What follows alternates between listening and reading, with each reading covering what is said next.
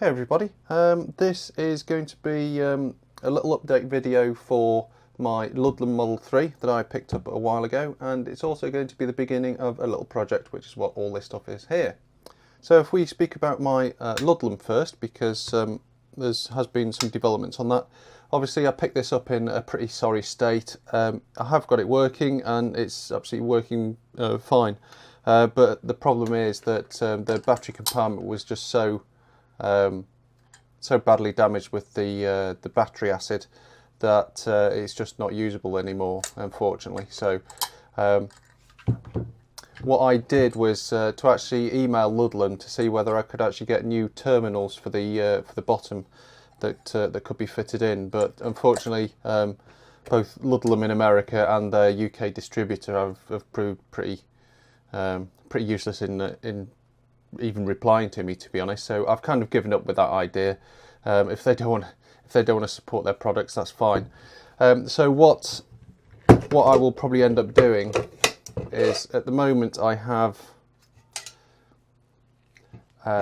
this running off a 2 AA lithium batteries, and it actually seems to be lasting quite a long time on these batteries. So I think what I'll end up doing is removing these terminals out the bottom, and then just passing some wires through, and I'll actually just have those two batteries, those 2 AA's, stored in here somewhere. So obviously the probe that I originally bought with this was the 44-3 scintillation probe that used a sodium iodide crystal. The whole thing was just completely toast. It just wasn't working at all. The crystal was damaged, so there really wasn't any hope in getting that to work again. So what I'm going to do instead of trying to get that old probe to work is to actually build myself a complete new one. Now I'm going to go a slightly different approach and use a plastic scintillator rather than the sodium iodide, and I'm going to build the whole thing almost from scratch. This is sort of based on a kit that is commercially available from iRad Inc. But I actually had my own photomultiplier that I want to use, so they very kindly provided all the parts I needed, but without the photomultiplier, because I had that already. So we're going to build that kit and see how well it works with the Ludlum. So the kit that I'm going to build is actually quite simple. We have a photomultiplier which will take the very, very small amount of light that's produced by this when it's when ionizing radiation interacts with it. So you have some radiation come in, it will produce a very, very small amount of light. This is then picked up by the photomultiplier, which is then converted from photons into electrons, accelerated and multiplied to give us a usable signal that we can then send into the Ludlum. So there's only really a few components. There's the photomultiplier, the scintillation plastic, BNC connector here, and we have the resistors, a back piece for the connector to attach to, some silicone grease to attach the scintillator material to the photomultiplier. The photomultiplier was supplied to me by Sphere Research Corporation in Canada. Very, very helpful bunch of people. Can heartily recommend you go and have a look at their website. There'll be a link to it in the description. They have loads and loads of stuff like photomultipliers, spares for oscilloscopes and stuff. They're a great bunch of people. You should definitely go and check that out, because they've got some great stuff there that you're not going to find anywhere else. And these particular photomultipliers they have are going at a very, very reasonable price at the moment. So I certainly recommend checking that out. So this photomultiplier, as you can see, it's manufactured by Philips. It's new old stock, so this was manufactured in 1997. But it has yet to be used. So this particular photomultiplier is the XP5312. At the same time I also bought this one as well, which is a very, very similar specification. This is the 3312.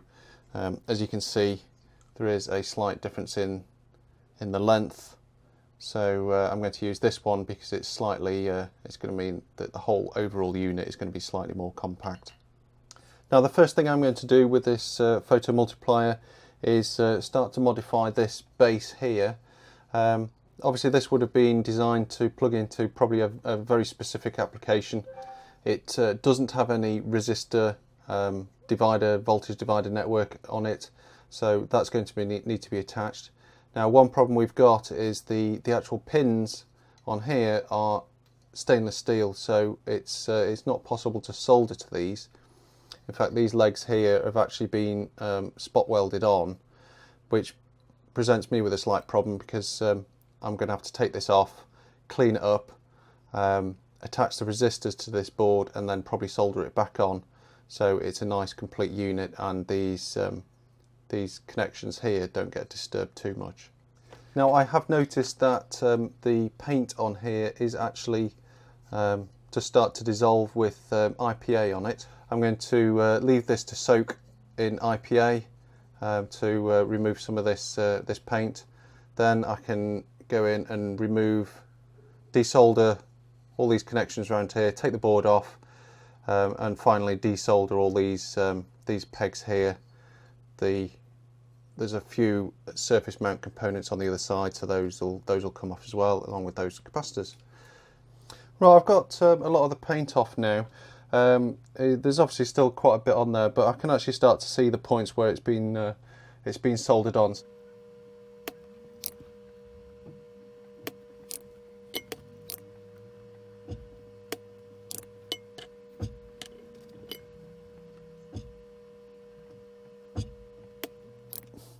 Right, that was somewhat of a challenge, but I've managed to get this desoldered off here.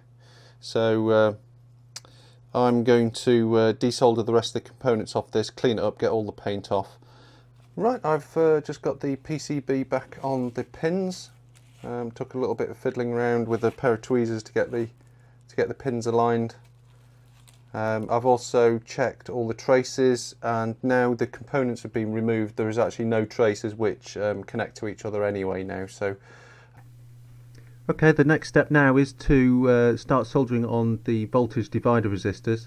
The first two sit between the cathode, the grid, and diode 1 that I have labelled here K, G, and 1. The rest of the numbers refer to the diodes and the anode at the end. So I've made two resistors here tied together. I'm going to solder between those first three connections. I've got a small piece of insulation on each one just so they don't make contact with the rest of the tracks.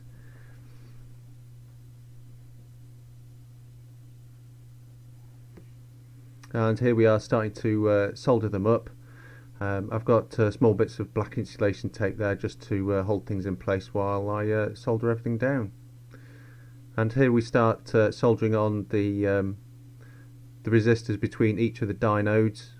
These are just soldered sequentially, starting at the first diode and running round to the 9th diode and then finally the anode.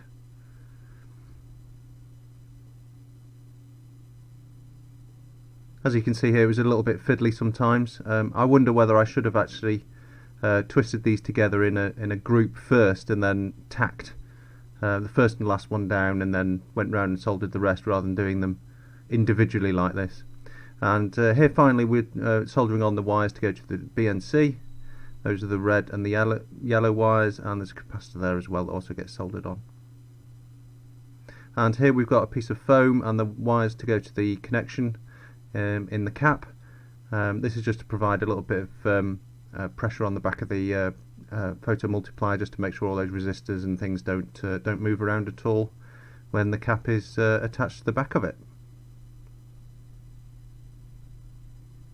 And finally we've got the cap on with black insulation tape. This is to hold down the cap and to make it dark on the inside as well.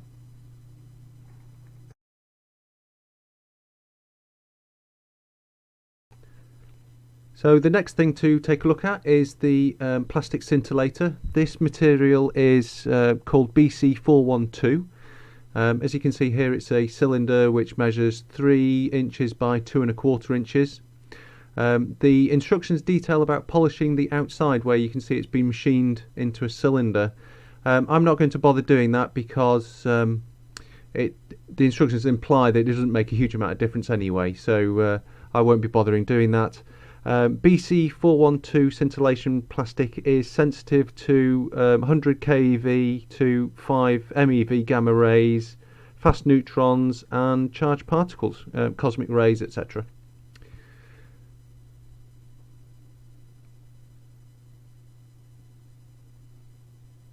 Now this is my small piece of BC408 plastic, which is very similar to 412, but it is sensitive to alpha and beta radiation, but not so much to the gamma and the neutrons.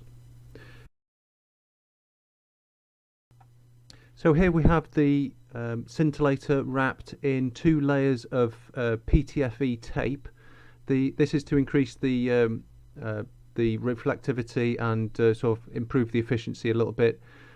The manual also talks about using spray paint to do this, and I definitely would agree that that is the best option. It's really fiddly and a little bit awkward to use the PTFE tape. It just wants to come off and be a complete pain to deal with, to be honest.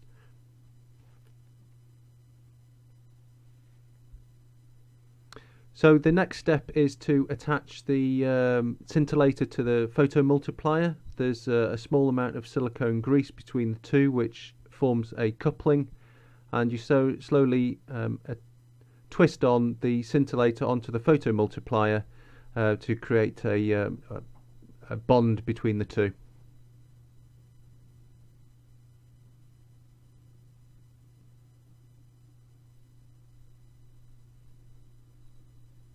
Then once the plastic has been attached to the front of the photomultiplier, you can use some black electrical tape to start making sure that it's not going to move around.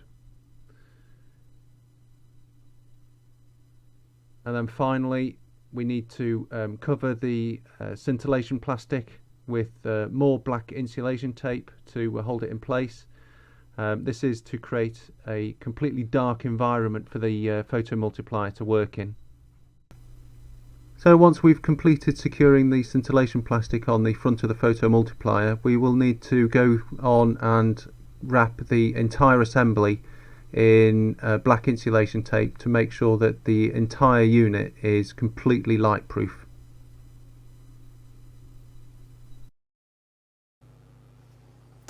Hey everybody, welcome back. This I'm classing as part 2 of this video. This is mainly because it's been a bit protracted making this one. It's taken me about 3 weeks to get round to actually making this final part, and you may have also noticed the last sections of what you've just seen was the audio was slightly different, and that was because I ended up recording a huge section without any audio at all, which is a bit of a mistake. So that was recorded with an overdubbed audio, so that's why that probably sounded a bit funny. So here we are a few weeks later. I have essentially finished the scintillation probe. As you can see, it's all covered in black insulation tape. I've been testing and using this, and it's been working absolutely fine. So it's time now to finally finish this, and which means covering the whole thing in a sheet of heat shrink tubing, a little protective thing to go over the front here, and then this will be finished. So one of the reasons why I wanted to wait before I put on this heat shrink tubing is I just wanted to double check that everything was working. There was no loose connections, there was no light leakage or anything like that that was going to crop up that after I'd put on the heat shrink tubing, because obviously once you put this on, if you need to take it off, then you're going to have to buy a whole new section of heat shrink tubing of this size, which is probably going to be expensive to buy in small quantities. So I wanted to make sure everything was absolutely perfect with this before I did it. And in addition to that, I also wanted to have a quick I have a bit of a play around with this just to see how well it performs, what it's sensitive to, what it isn't sensitive to, and then do a little report at the end once I've got it all finished off.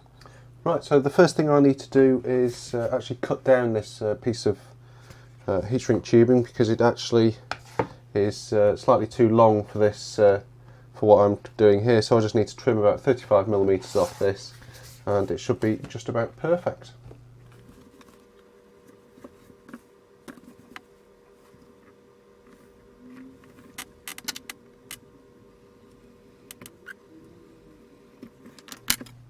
Right, to heat shrink this on here, we have a small cover, sort of foam cover here to go over the front end, and then the heat shrink will go around and then overlap this. So to do that, we just need to stand this off from the base. And I'm just using a piece of plastic here, which is about the right height.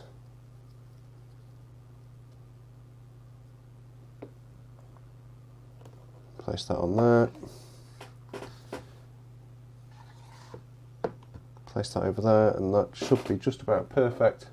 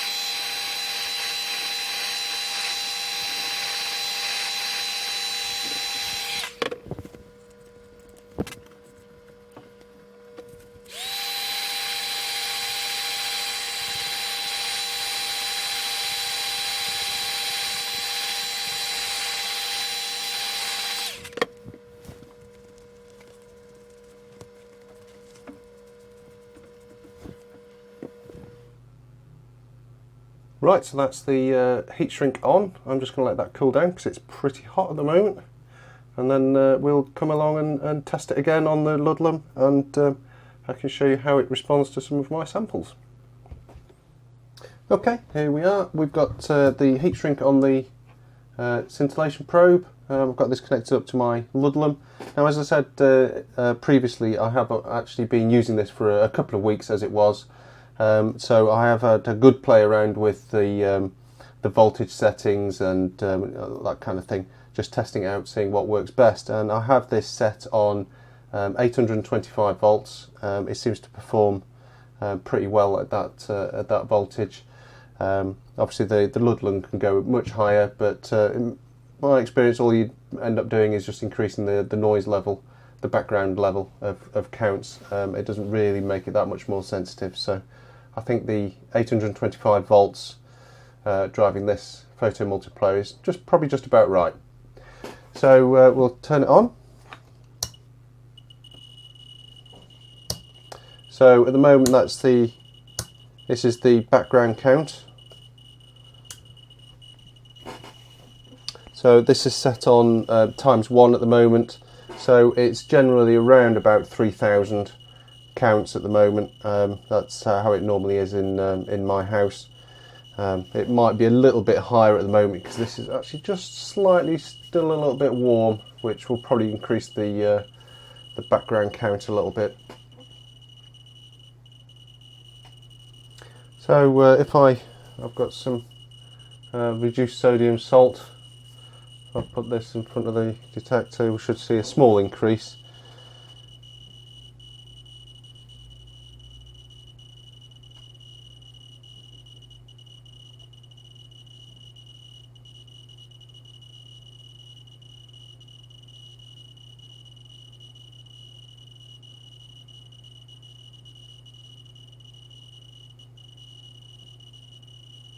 Yeah, that's maybe gone up maybe to 4,000 counts a minute with that on there.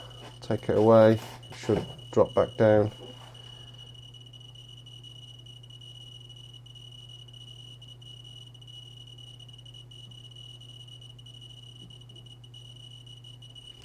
So next we have our piece of Fiesta ware.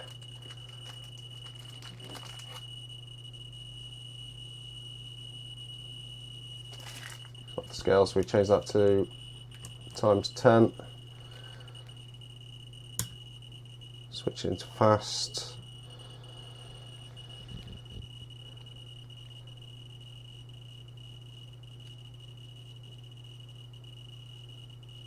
So that's back now showing around about 3,000 counts.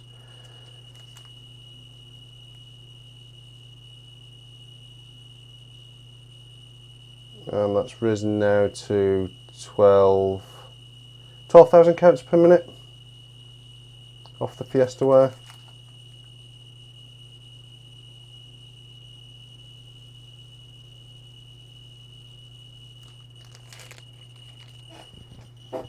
Now the sample that really does make quite a big difference on this is my barium 133 sample.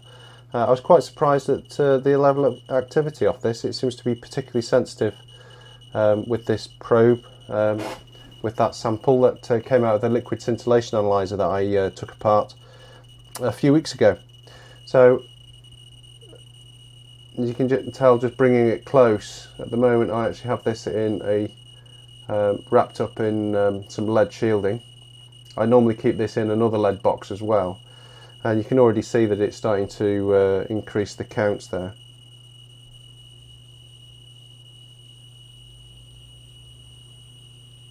So that's off scale.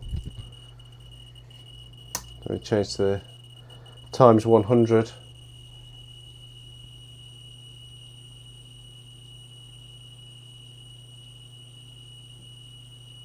So that's up to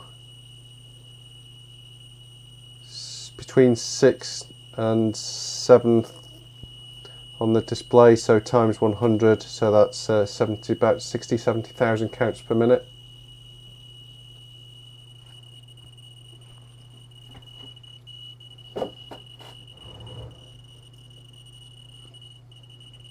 I can actually remove this out of.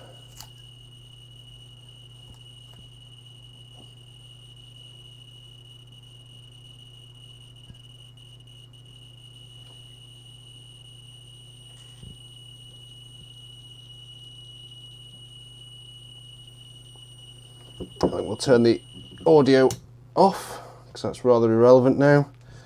So if we put that right, I mean, I can get this to go off scale on ×100.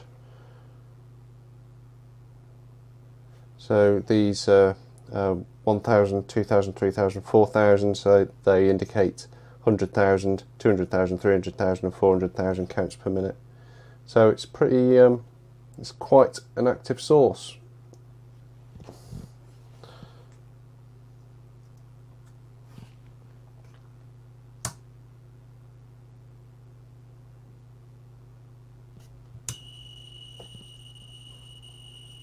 So this is back down onto the ×10.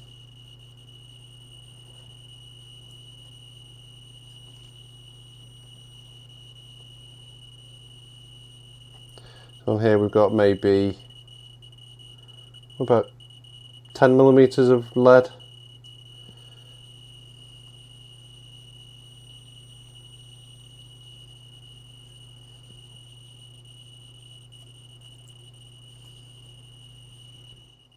Now, in case you're wondering where I keep my radioactive samples, just to make sure they're safe, I have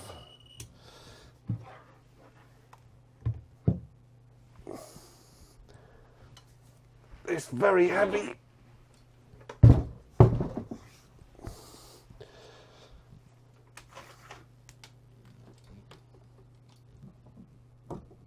lead thing that I made. This came out of the liquid scintillation analyzer, and it's a rather large lump of lead. You can actually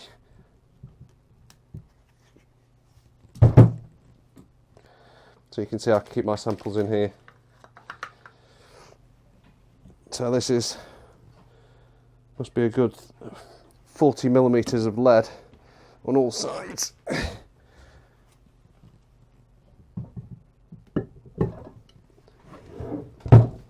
And this whole thing weighs about 23 kilos, so it's pretty good at shielding. Right, I think that pretty much concludes this video. I hope you found it interesting. As I said, go and check out the links in the description, and if you've got any comments, please leave those in the comments section, and hit the like button if you thought this was useful. Okay, thanks very much, and I'll see you on the next video.